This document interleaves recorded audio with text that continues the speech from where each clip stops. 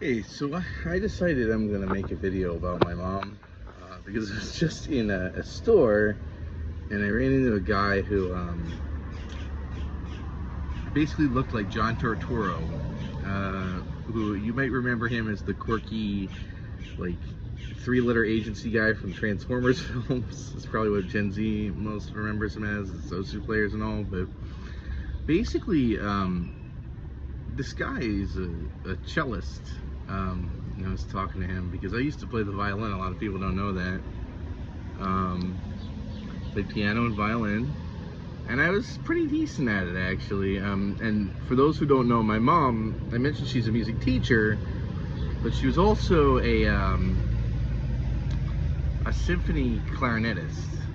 Okay, symphonic clarinetist, and she played for many years in a symphony. And it was kind of cool because, as I mentioned, my dad was kind of a dick. So if I was really good, my mom would take me to rehearsals, and I would sit backstage. And I think the other kids got to go in my family, but they were bored out of their minds. But I loved it. I would love to sit back there and talk. Musicians are cool fucking people. If you don't know a lot of musicians, you should meet more of them, even if you're not a musician yourself. They're cool fucking people. They're just very, like, with it. It doesn't matter what kind of musician they are. I remember so many people, and I'm not going to name them, but like there's this bassoon player who was real cool, this French horn, or this trumpet and cornet player was a badass, and like also most of these musicians were also music teachers in local schools. So like if I ever went on a field trip to another school, I'd be like, oh hey, whoever, you know, I'd know them from the symphony with my mom. And it was real sad because this was like, my mom really, like, it was her, people would argue that other jobs were her main job, because she would make more money at it, but that's not that's not how you decide, and anyone who's an artist will understand that, but nobody else was an artist in my family other than me and my mom in that way, at least not as musicians, so they didn't understand, but what happened was, like, I think the symphony changed ownership, and they got like a bunch of young kids from Juilliard, and like, I mean, it got to be more of a business, right? People were investing in it. They wanted different stuff. It's not like the people who were there couldn't play the music. They were all very talented, but they started to like have these weird standards, and it sort of went from being a kind of a community orchestra that practiced at a church to sort of something very corporate, and my mom got phased out, I believe. I think what happened was they like wanted to play second. It's the whole like train your replacement shit that they do in corporate, but it's with the symphony. They said like, oh, you can be second in the clarinet. And she's like, I think she told him to fuck off. And also, there was this really great conductor. He was like an educator and a conductor, and when you go as a kid, he would like teach you about like where the music came from, like the lives of the composers. He knew everything about it. Just a real animated, awesome guy, and he ended up, I think, having a stroke, and he died. But a lot of great memories backstage, sort of hitching a ride with my mom.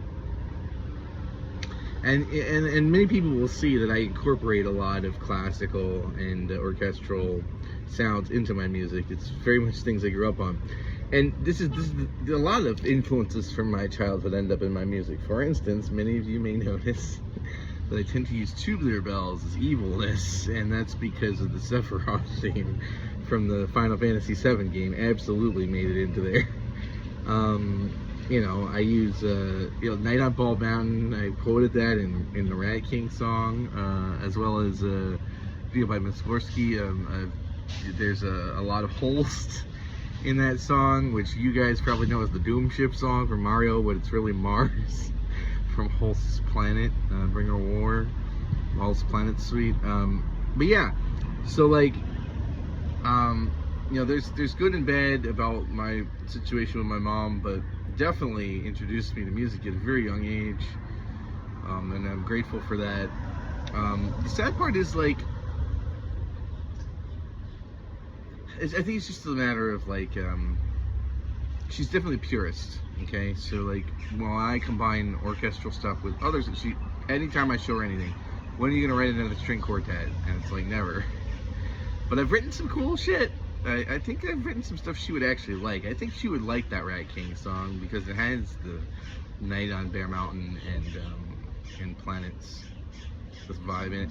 And then also, like, you know, there's important music that, like, I don't think she understands. She doesn't know a whole lot about electronic stuff, but I think if she learned a little bit about, like, Kraftwerk and their influence on sort of the Neue Deutsche Welle, the new German wave, and how it's sort of incorporated, and you know, and also God, Wendy Carlos, right? Wendy Carlos, Switched on Bach. I should have really turned her on to Switched on Bach.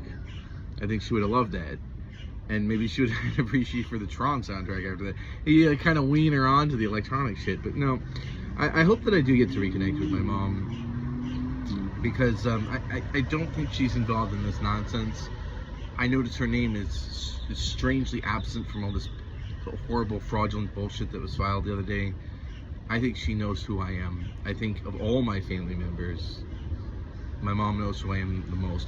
I used to think it was my sister that did, but something has happened to my sister. She's not the same person I remember from when I left home. But I think my mom and I sort of are kindred spirits, in at least the way that we'll always be fellow musicians. She used to tell the students in her class, my son's a composer. I think that's a bit of a stretch, but I appreciate the kind words.